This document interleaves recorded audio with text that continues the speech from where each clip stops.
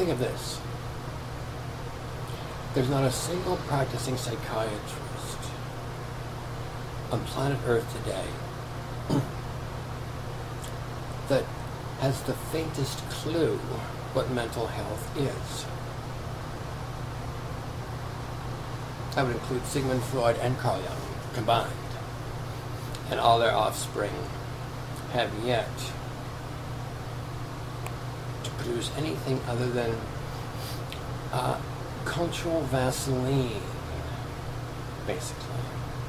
Acclimatize the individual so that his list of perversions is consistent with the perversions of the authoritative myths in the society in which he's living. This is their job as they see it. Not to foster or encourage mental health at all. They haven't got, as I reiterate, an idea of what it is. So we have these individuals who are considered experts,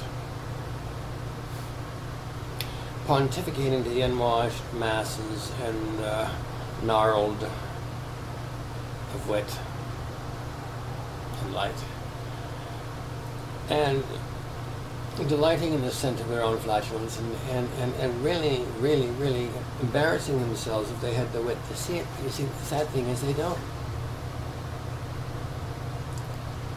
You know, beyond the fact that we have, like there is a pall, a stupor that has enveloped much of mankind currently.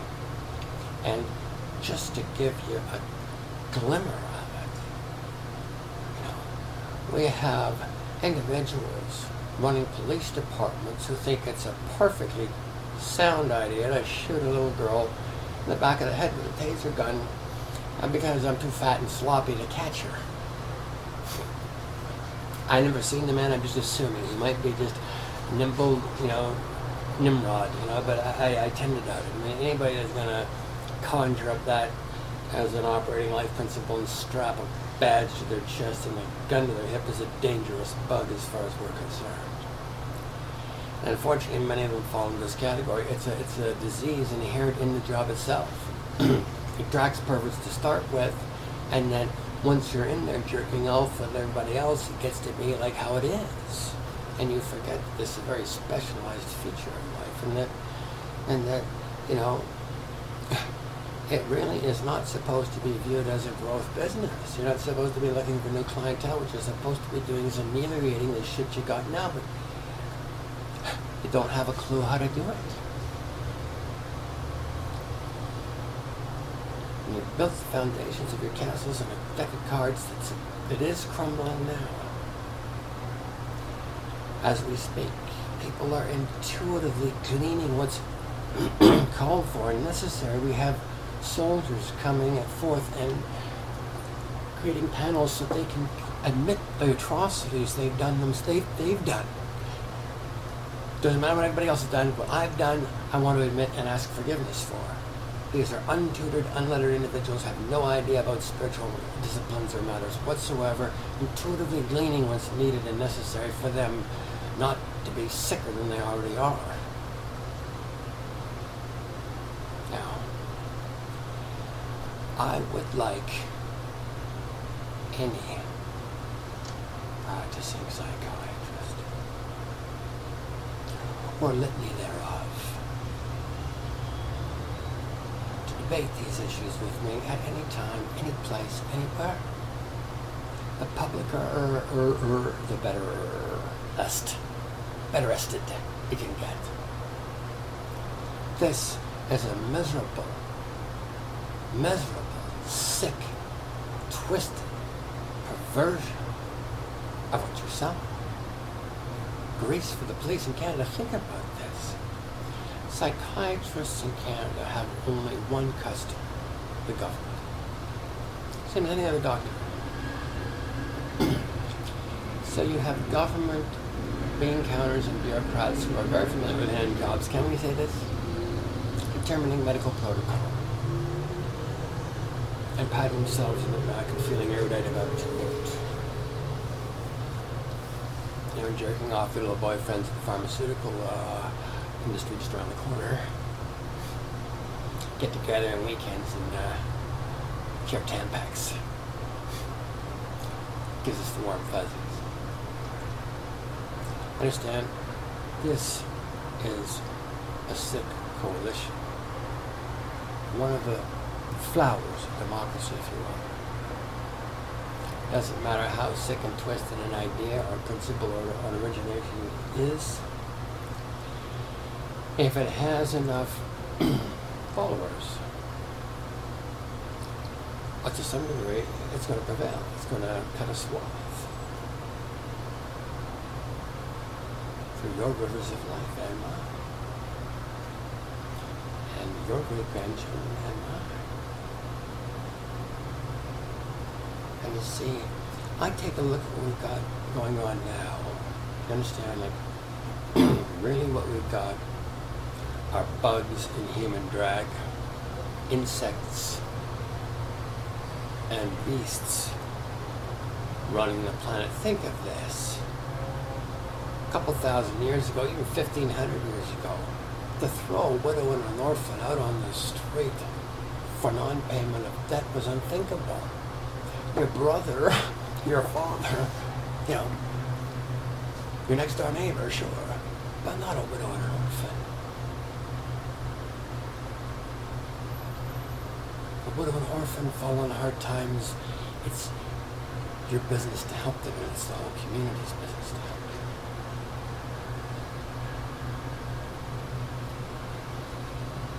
But to make it into an institutionalized thing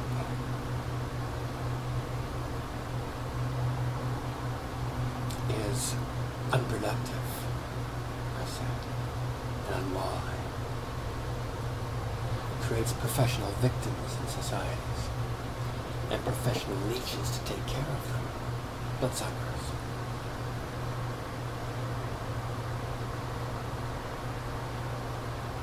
Yeah. If you maul the laws of God, you're going to have consequences. The problem is right now you're too fucking stupid to see them. Very soon I'm going to have in my blog, the same page in the same goddamn Toronto newspaper. Policeman let shepherd chow down on teenage girl's arm, and there's a teenage girl with stitches galore all over her goddamn arm. No pictures of police officers smiling though, or puppy. Interesting how that is, eh? Anyway, so the policies and the puppies are missing, but the girl in the arm isn't, and the story is not front page news, but somewhere back in the meat of the paper.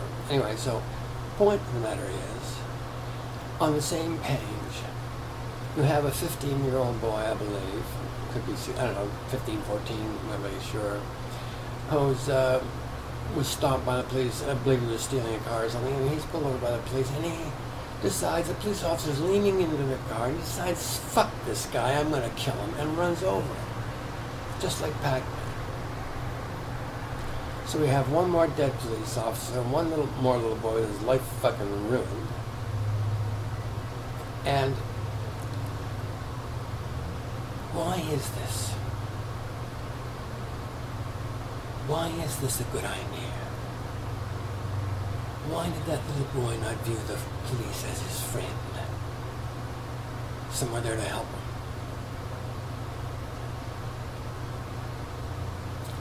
Oh, yeah, the police is there for convictions only.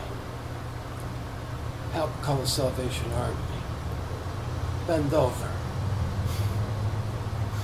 Now, that's the attitude of a very belligerent, occupying army. It's not the attitude of a police force.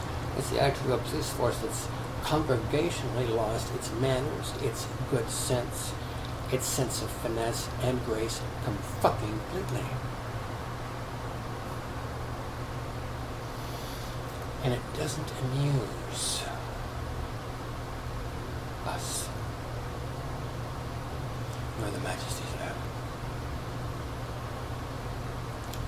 Now, the fact that they're looking for applause as well does not surprise us.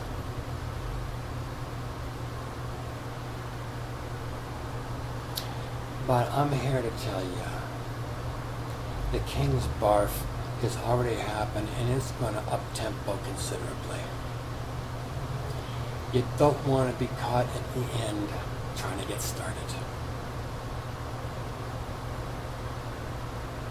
It may be too late.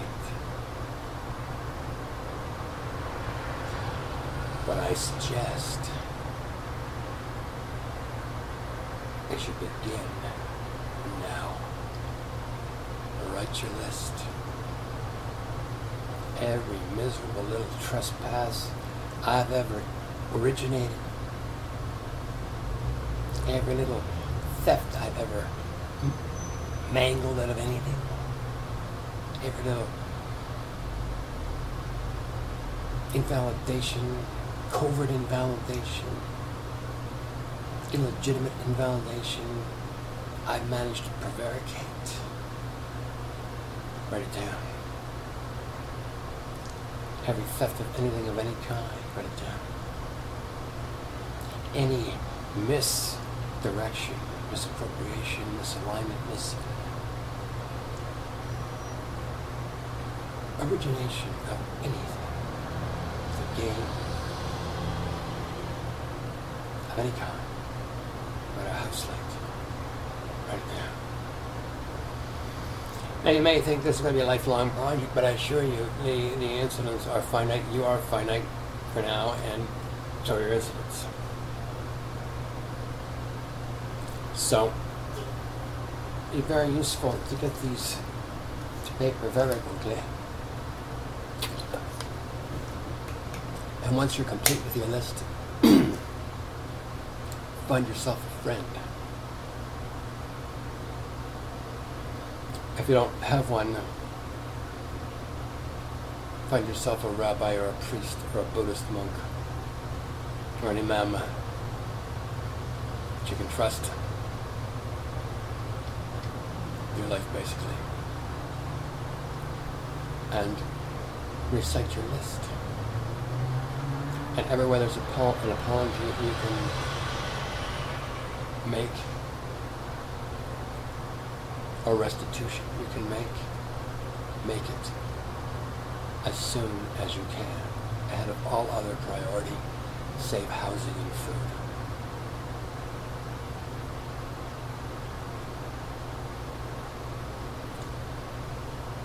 Does not mean to go out and increase your housing and food expenses. Understand? This is a 100% game. Do not play it at 99.5, please. Bank you not to do that. Don't do that. Full out. There's nothing unreasonable about this. There may not even be anything scientific about it, but I'll tell you this. It's real. It's happening. It's necessary. It's required. You can participate and help, or you can resist. You got no other choice. Begin the Kings Barf.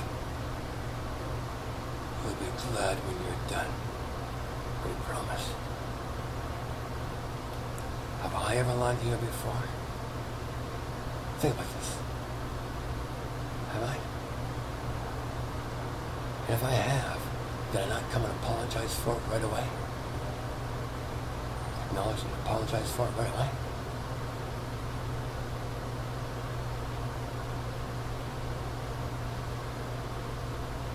And those that I took a long time to apologize for, I apologize for that. Right now, it's right away. Begin the King's Barf. It's gonna be good for you. I don't like barfing either. I didn't like it either. I'm telling you. Begin. We haven't got a whole lot of time left. Think of this. If I lied to you,